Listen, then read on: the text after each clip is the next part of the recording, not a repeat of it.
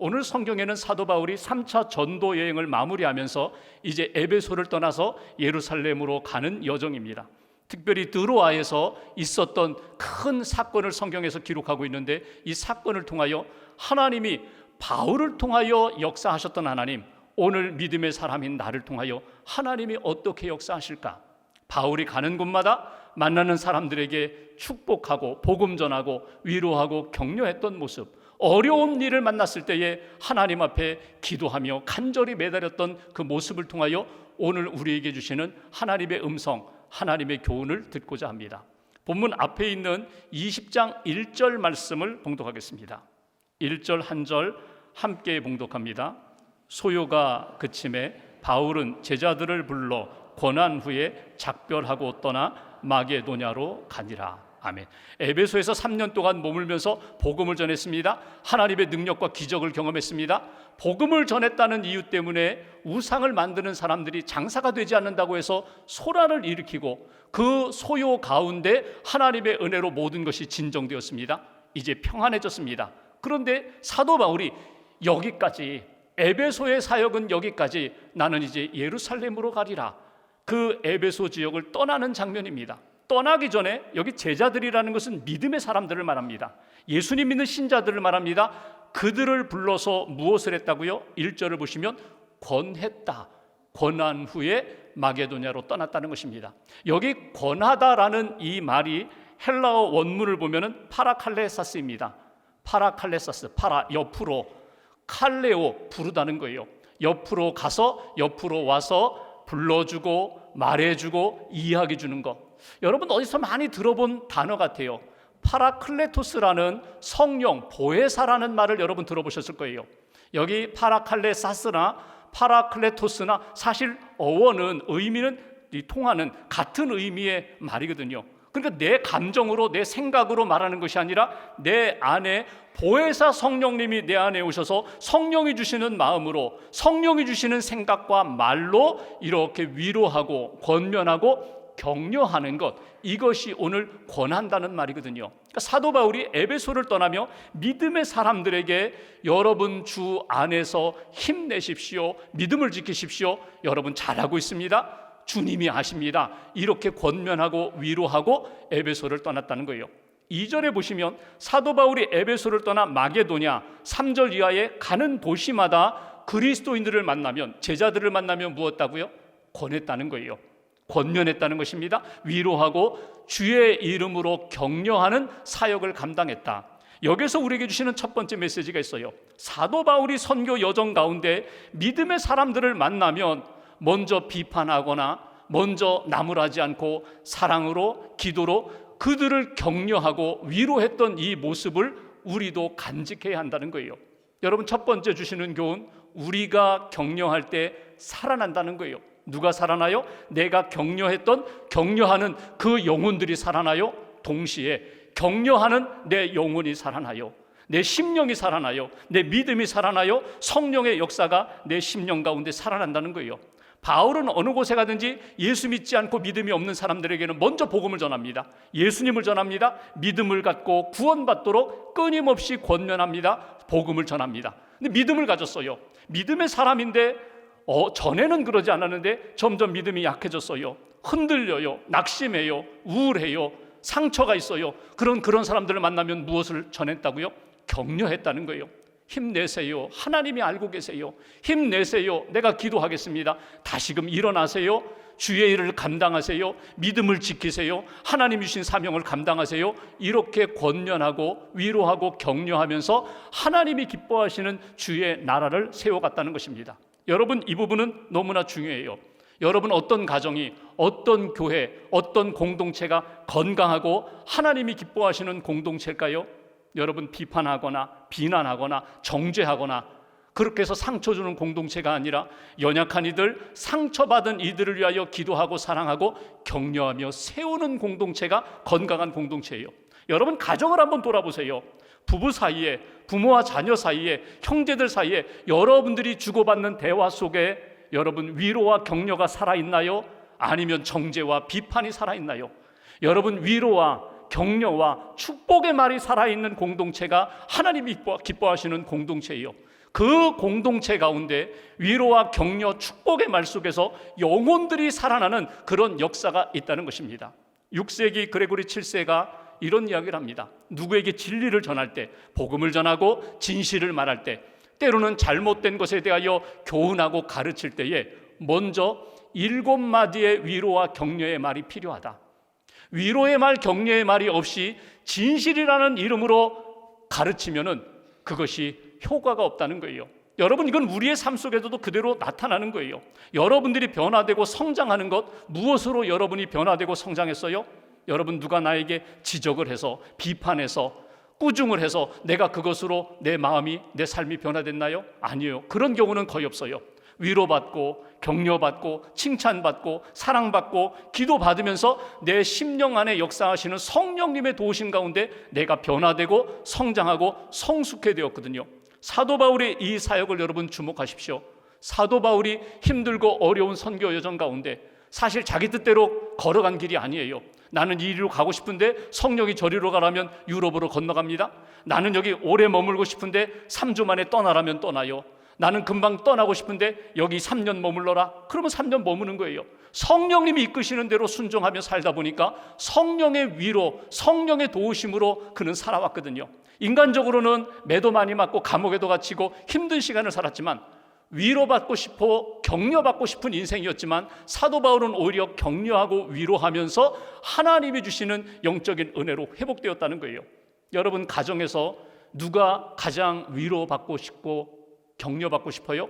아빠가, 엄마가, 자녀들이 다 위로받고 싶어요. 다 격려받고 싶어요. 우리 어르신들, 우리 부모님, 할아버지, 할머니 세대 다 위로받고 격려받고 싶어요. 여러분, 어르신들이 참 힘든 시간을 보낼 때가 많아요. 세 분 중에 한 명은 지금 우울증 증세가 있어요. 우울증 때문에 힘든 시간을 보내고 있어요. 병원에 가서 진단받고 약을 드시는 분도 있지만 대부분 약 안 드세요. 그러면서 자기 인생을 돌아볼 때 내가 너희들을 위하여 어떻게 했는데, 이 나라를 위하여 어떻게 했는데, 교회를 위하여 얼마나 헌신했는데 알아주지 않는다는 거예요. 고마워하지 않는다는 거예요. 그것 때문에 너무 힘들거든요. 그러니까 어르신들에게 위로해드리고 격려해드리고 감사해드리는 거, 이거 필요하거든요. 근데 모두가 다 위로와 격려를 다 원하고 있어요. 다 위로받고 격려받기로 원해요. 그럼 누가 위로하고 누가 격려해요? 성령의 사람이, 하나님이 주신 마음을 가지고 하나님의 은혜를 체험한 사람이 먼저 위로하고 먼저 격려하는 거예요. 이게 사도 바울이 가르쳐 주신 내용이에요. 모든 믿는 사람들이 만날 때에, 모든 믿는 사람들이 헤어질 때 무엇을 했다고요? 권했다. 격려하고 위로하면서 하나님이 이루어 가시는 역사를 경험했다. 오늘 여러분 예배를 드리면서 주시는 마음, 주시는 말씀 붙잡고 하나님, 오늘도 한 주간도 내가 누구를 만나든지 기도하는 사람, 위로하는 사람, 격려하는 사람, 성령의 은혜 가운데 하나님의 회복의 역사, 다시금 살아나는 은총을 경험하는 저와 여러분 되시기를 주님의 이름으로 기원합니다. 두 번째로 6절 말씀 보실까요? 6절 제가 봉독합니다. 우리는 무교절 후에 빌립보에서 배로 떠나 닷새 만에 드로아에 있는 그들에게 가서 이레를 머무니라. 지금 목적지는 예루살렘이에요. 근데 빌립보를 떠나 이번에는 여기 드로아라는 지역에서 7일 동안 일주일을 머물렀다는 거예요. 사실 일주일을 머물 이유가 없거든요. 왜 일주일씩이나 머물렀을까? 그 이유가 7절에 나옵니다. 7절 함께 봉독하겠습니다. 그 주간의 첫날에 우리가 떡을 떼려 하여 모였더니 바울이 이튿날 떠나고자 하여 그들에게 강론할새 말을 밤중까지 계속하매. 드로아에 7일 동안 머문 이유가 7절에 나와요. 무엇 때문에? 7절 앞부분 그 주간의 첫날에, 그 주간의 첫날이 언제예요? 이 주님의 날이거든요. 주일이거든요. 그러니까 엿새 동안 일하고 7번째 날 쉬는 안식일이에요. 그래서 유대 그리스도인들은 안식일에 쉬었어요. 그리고 안식 후 첫날 주님의 날에 그들은 하나님 앞에 나아가 예배를 드렸어요. 여기 드로아에 사도 바울이 7일 동안 머무는 가운데 내일 이제 떠납니다. 여기 주일날 그들이 함께 예배드리는 자리에 사도 바울이 갔다는 거예요. 함께 예배드리기 위하여 드로아에서 7일 머물렀다는 거예요. 근데 여기 7절에 보십시오. 여기 그 첫날에 우리가 떡을 떼려 하여, 떡을 뗀다는 것은 무엇입니까? 이것은 성찬과 애찬을 의미해요. 함께 주일에 함께 모여 예배드립니다. 함께 음식을 준비해 와서 애찬 음식을 나눠요. 교제를 나눠요. 그러다가 우리 주님께서 우리에게 보여주셨던 성찬 예식을 행합시다. 성찬이 뭐예요? 예수님의 십자가의 죽으심과 부활을 기억하고 기념하는 예식이거든요. 지금처럼 예식이 정형화되지 않았던 때이기 때문에 음식을 먹다가 성찬을 하기도 하고, 성찬 예식을 먼저 하고 하나님의 은혜 가운데 서로 교제하는 애찬을, 친교를 나누는 그런 자리예요. 그러니까 주님의 날에 하나님 앞에 예배드리면서 성찬과 애찬을 통하여 그들이 은혜를 나눴다는 거예요. 특별히 여기 7절 후반부에 보면 사도 바울이 강론을 합니다. 말씀을 전해요. 예수 그리스도의 복음을 전해요. 십자가의 복음을 전해요. 하나님의 은혜와 말씀, 사랑을 나누는 일. 그러니까 예배하는 현장에서 사도 바울을 비롯한 모든 드로아에 있는 그리스도인들이 은혜를 받게 되었다. 내일 이제 떠납니다. 바울의 입장에서는요, 이제 내일 떠나면 언제 드로아에 올지 몰라요. 아마도 못 올 거예요. 그러니까 마지막 시간이라고 생각하고 간절함으로 복음을 전하고자 했고, 드로아에 있는 그리스도인도 마찬가지예요. 언제 바울을 만날 수 있을까? 내가 묻고 싶은 것 있으면 물어야지, 기도 제목도 드려야지. 그리고 사도 바울을 통하여 하나님이 예비하신 은혜를 이 예배 시간에 받아야지. 이런 간절함으로 그들이 예배를 드렸고 하나님의 은혜를 경험하게 되었다. 두 번째, 드로아에서 예배드리는 바울과 그리스도인들의 모습을 통하여 우리에게 주시는 메시지가 있어요. 우리가 하나님 앞에 예배할 때 우리의 영혼이 살아나고 하나님의 은혜 가운데 치유도 받고 능력도 받게 됩니다. 우리가 예배할 때 예배하는 모든 사람들이 하나님의 은혜 가운데 영적으로 살아나는 역사가 있다는 것, 이것이 우리에게 주시는 메시지예요. 여러분, 지금 우리가 성찬을 행하지 않고 있어요. 그런데 여러분, 예배하는 시간에 우리는 십자가를 바라봅니다. 예수님의 십자가의 복음을 바라봅니다. 우리를 구원하신 하나님을 바라봅니다. 주님을 주목하는 거예요. 주님의 은혜를 사모하는 거예요. 그리고 내게 주시는 말씀을 통하여 영적인 만나를 먹습니다. 내가 기도할 때에 성령님을 통하여 주시는 음성을 들어요. 깨달음을 얻게 돼요. 어두웠던 내 영혼이 밝아지고 정말 흔들리고 낙심했던 영혼들이 믿음 위에, 반석 위에 굳게 서는 역사를 경험하게 됩니다. 이게 예배라는 거예요. 예배를 통하여 하나님의 능력과 은혜, 그리고 놀라운 역사를 체험했던 초대교회 드로아 지역의 성도들처럼 역시 우리들도 예배의 현장, 예배의 시간에서 하나님의 은혜로 다시금 살아나는 역사를 체험해야 한다는 거예요. 초대교회 그리스도인들을 보면요, 다 부자고 다 자유인이고 다 여유가 있는 그런 사람들 아니에요. 가난한 사람들 많았어요. 노예도 많았어요. 낮에는 일하고 어떻게 쉴 시간이 없어서 주일 밤에 모여서 기도하는 사람, 예배하는 사람들 많았어요. 오늘 드로아 지역도 달라지지 않았어요. 그들 드로아 지역에도 그리스도인들은 여전히 어려움 가운데 살던 사람들이거든요. 그들이 모여서 7절에 보시면 사도 바울이 전하는 말을 들었다고 했어요. 그 말이 뭐예요? 예수 그리스도의 복음을 들었다는 거예요. 말씀을 들었다는 거예요. 로고스, 살아계신 하나님의 말씀을 그들이 들었다. 여기 밤중이라는 것은 자정을 의미합니다. 12시, 밤 12시가 넘도록 그렇게 예배를 드렸다는 거예요. 특별히 여기 강론이라는 이 표현이 디알레고마이라는 말은요, 토론하고 토의하는 거예요. 바울만 말하는 것이 아니라 바울의 전해주는 말씀을 들으면서 저는 이렇게 깨달았습니다. 저는 이런 간증이 있습니다. 저는 이런 고백이 있습니다. 서로 토의하면서 서로 간증하면서 그 예배 시간, 하나님이 주시는 은혜를 풍성하게 경험했다는 거예요. 피곤하지만 정말 인생에 여러 가지 복잡한 문제가 있지만 예배를 통하여 주님을 만나고 은혜를 받고 서로 격려하고 사랑을 나누면서 하나님이 기뻐하시는 예배 공동체가 되었다. 여러분, 주일날 가장 중요한 것이 예배드리는 일이에요. 주님의 날에 무엇보다도 중요한 것은 예배드리는 거예요. 교회에 와서 지금 몸은 앉아 있는데 벌써 마음과 생각은 벌써 주방에 가 있고 세상에 가 있고, 야, 예배 끝나고 나면 나 누구 만나서 밥 먹어야 되는데, 예배 끝나면 나 봉사해야 되는데, 양육해야 되는데, 모임을 가져야 되는데, 여러분, 예배 시간에 은혜 받지 못하고 친교 모임이나 봉사의 자리에서 은혜 받으려고 하지 마세요. 물론 친교하면서 사랑의 교제를 나누면서 봉사하면서 양육하면서 주시는 분명한 은혜가 있어요. 그런데 예배 시간은 하나님이 우리에게 예비된 은혜를 주시는 시간이에요. 내가 가지고 있는 문제에 대한 답을 얻는 시간이에요. 내 영혼이 살아나는 시간이에요. 내가 가지고 있는 질문에 대하여 하나님이 예배 시간에 성령과 말씀을 통하여 해답을 주셔서 답을 얻는 시간이에요. 이 시간을 놓치지 마시라는 거예요. 사도 바울이 드로아에서 밤늦게까지 복음을 전하고 함께 사랑으로 믿음으로 예배드리면서 은혜를 받았던 것처럼 여러분 이 시간에 하나님이 예비하신 은혜 경험하시고 그 은혜로 살아나는 저와 여러분 되시기를 주님의 이름으로 기원합니다.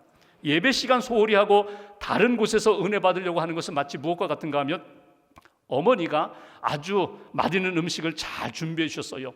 그런데 그 자녀들이 엄마 밥은 늘 맛없어. 나는 오늘 가서 짜장면 사 먹을 거야. 나는 그냥 간식 먹고 과자 먹고 끝낼 거야. 나는 가서 그냥 음료수 마시고 끝낼 거야. 그런 모습과 다르잖아요. 하나님이 만들어주시고 예비하신 은혜의 현장, 예배의 자리에서 하나님의 은혜를 받고 영원히 살아나고 우리의 죄가 용서함 받고 치유되고 회복되는 저와 여러분 되시기를 주님의 이름으로 기원합니다.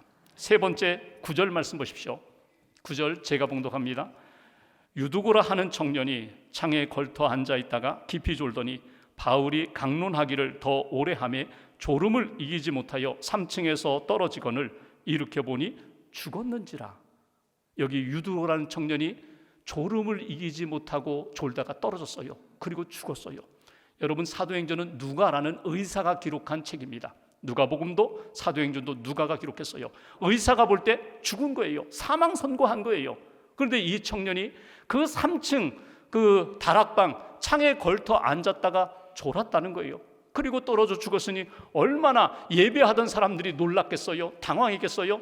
어떻게 좀 해보라고 막 소란이 일어났을 것입니다. 여러분, 이 말씀을 적용하고 해석할 때 여러분 잘못 적용하면 안 돼요. 예배 시간에 졸면 죽어, 이렇게 적용하면 안 돼요. 그렇게 피곤하고 그렇게 몸이 무거운데도 불구하고 나는 예배 현장 가야 돼, 은혜를 받아야 돼, 주님을 만나야 돼, 그리고 달려온 그 유두고의 마음을 여러분 기억하시라는 거예요. 여러분, 학자들이 이런 이야기를 합니다. 유두고라는 이름 자체가 노예들이 주로 사용하는 이름이거든요. 그러니까 드로아 지역에 그는 신분도 낮은 신분이고 그 주일날 낮에 하루 종일 일하고 저녁에 사도 바울이 떠나기 전날 예배드린다고 하니까, 말씀을 나눈다고 하니까 달려나와 정말 좋은 자리 다 양보하고 창가에 걸터 앉아가지고 졸음을 이기려고 그렇게 애쓰다가 깜빡 졸아 중심을 잃고 떨어져 죽은 유두고. 여러분, 그 중심을 하나님이 아신다는 거예요. 근데 오늘 본문에 가장 중요한 핵심 요절이 있어요. 10절 말씀 보실까요? 그렇게 떨어져 죽었는데 사도 바울이 무엇을 했어요? 10절 한 절 같이 봉독합니다.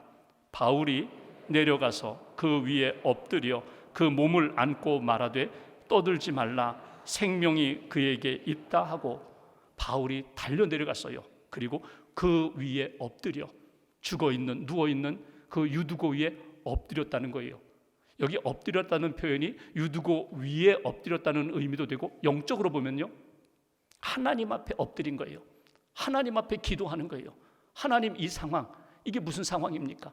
하나님, 지금 육신으로 죽었는데 하나님, 나는 어떻게 하면 좋겠습니까? 하나님, 이 영혼을 살리셔야죠. 하나님, 이 상황 가운데 하나님의 생명의 능력, 기적이 나타나야죠. 하나님 앞에 엎드려 그가 선포한 말이 무엇입니까? 떠들지 말라는 거예요. 이런저런 말 하지 말라는 거예요. 생명이 그에게 있다. 육신적으로는 죽었을지 모르지만 하나님이 주시는 생명이 그 안에 있다. 이렇게 선포하는 것을 보게 됩니다. 그렇게 선포하자 죽었던 유두고가 살아나고 모두가 다 기뻐하며 떡을 떼며 그 밤에 은혜가, 하나님이 주시는 놀라운 역사를 경험하게 되었다. 여기서 세 번째 우리에게 주시는 메시지가 있어요. 오늘 드로아 그 현장에서 예배드리다가 한 영혼이 죽었는데 그 죽은 영혼을 가슴에 품고 기도하면서 울부짖었던, 자기 몸을 던져서 그 영혼 살려달라고 기도하고 믿음으로 고백했던 사도 바울을 보면서 우리가 품어야 할 오늘 교훈이 있어요. 우리가 기도할 때 하나님이 살려주신다는 거예요. 우리가 기도할 때 기도하는 사람이 살아나고 그 공동체가 하나님의 은혜 가운데 살아나는 기적, 살아나는 역사가 있다. 이것이 우리에게 주시는 메시지예요. 여러분, 이 기도는요, 내가 위기를 만나면, 위험을 만나면, 어려움을 만나면 그때 시작하지. 여러분, 그러면 못해요. 언제? 매일매일 하나님 앞에서 깨어 기도하며, 기도의 습관이, 기도의 체질이, 기도의 영성이 우리 안에 있을 때 위기 가운데서도 흔들리지 않고, 슬픔과 낙심 가운데서도 흔들리지 않고 기도로 나아가 기도로 승리하는 하나님의 사람이 된다는 거예요. 여기 떠들지 말라는 것은요, 한번 상상을 해보십시오. 그 상황, 여러분, 이런저런 말 왜 없겠어요? 어떤 사람은 통곡할 것이고, 어떤 사람은 원망할 것이고, 어떤 사람은 이렇다 저렇다 막 말할 것입니다. 위기 상황이 되면 사람들이 하는 반응은 세 가지입니다. 첫 번째, 타인을 공격합니다. 내가 유두고 그럴 줄 알았어. 내가 아까 내려오라 그랬는데 왜 자꾸 거기다가 떨어졌어? 자꾸 타인에게 책임을 전가합니다. 비판합니다. 두 번째, 자신을 공격합니다. 자책합니다. 바울이 그럴 수 있잖아요. 내가 너무 설교를 길게 했어. 내가 왜 이 밤늦게까지 예배를 드렸는가? 자책할 수 있어요. 어떤 사람들은요, 상황을 설명하고 해석을 하려고 해요. 여러분, 이렇게 공격하거나 자책하거나 설명한다고 해서 문제가 해결되지 않아요. 딱 해결할 수 있는 방법은 한 가지예요. 주님께 나아가 엎드려 기도하는 것밖에 없어요. 하나님의 은혜를 구하고 하나님의 능력을 구하고 나머지는 하나님 앞에 맡기는 거예요. 유두고가 지금은 다시금 살아났지만 시간이 지나서 늙어 병들어 분명히 하늘나라 갔을 거예요. 언젠가 우리가 하나님이 부르실 때 푸른바다 가는 거예요. 그런데 지금 이 상황에서 하나님이 주시는 말씀이 무엇인지, 의미가 무엇인지, 하나님의 은혜와 능력은 어떻게 나타나는지 기도하고 하나님 앞에 맡기는 거예요. 하나님 앞에 맡길 때 오늘 그 영혼이 살아나고 모든 성도들이 위로와 기쁨을 누렸던 것처럼 오늘 기도로 하나님 앞에서 살아가는 인생, 생명의 역사를 경험하는 인생, 그것이 하나님이 원하시는 믿음의 모습이라는 거예요. 구약을 보십시오. 기도의 사람들, 엘리야나 엘리사를 보십시오. 사르밧 과부의 집에, 수넴 여인의 그 집에 어린 아이가 죽었어요. 엘리야, 엘리사 똑같습니다. 오늘 바울이 아마 그 구약의 선지자들의 모형을 그대로 땄는지 몰라요. 그 죽은 아이 위에 엎드려 기도할 때 호흡이 돌아오고 살아나는 역사. 여러분, 구약의 엘리야, 엘리사, 다니엘을 보십시오. 에스더를 보십시오. 민족이 위기 가운데 있을 때 어떻게 했다고요? 목숨을 던졌어요. 자기 몸을 던졌어요. 죽으면 죽으리라 믿음으로 나아갔을 때, 기도로 나아갔을 때 민족을 살리고 하나님의 능력과 영광이 나타났던 것처럼 나 한 사람 기도로 내가 살고 우리 가정이 살고 우리 민족이 사는 일에 내 몸을 던지겠다고 사도 바울처럼 믿음으로 선포하면서 하나님이 하신다, 생명이 여기에 있다, 생명이 그에게 있다, 이렇게 선포하며 나아갈 수 있는 하나님의 사람. 오늘 12절 마지막 부분에 보면은 이 일로 인하여, 이 유두고가 살아나는 일로 인하여 그 모든 드로아 지역의 그리스도인들이 위로를 받았다고, 격려를 받았다는 거예요.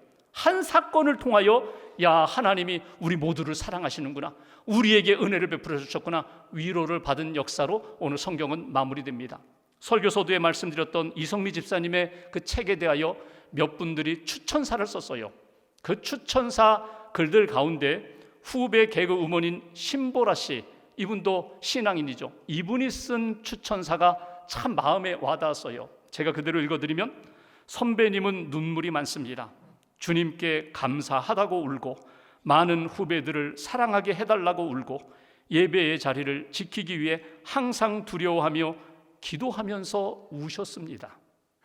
이 부분이 마음에 들어요. 한 선배 그리스도인에 대한 그 삶을 표현한 것인데, 이것이 우리 자신의 모습이 되면 좋겠다, 나의 모습이 되면 좋겠다.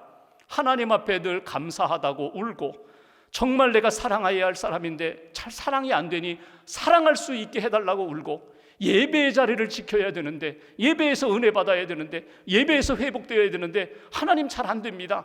예배로 살려주세요, 예배로 나를 일으켜주세요, 예배로 나를 치유해주세요 울며 하나님 앞에 예배할 때 하나님이 그 기도, 하나님이 그 믿음을 외면하지 않으신다는 거예요. 오늘 성경에서 사도 바울이 이야기합니다. 생명이 그에게 있다. 여러분, 이걸 나에게 적용해 볼까요? 어떤 상황에서든지 우리는 이렇게 선포할 수 있어야 돼요. 생명이 내 안에 있다. 예수의 생명이 내 안에 있다.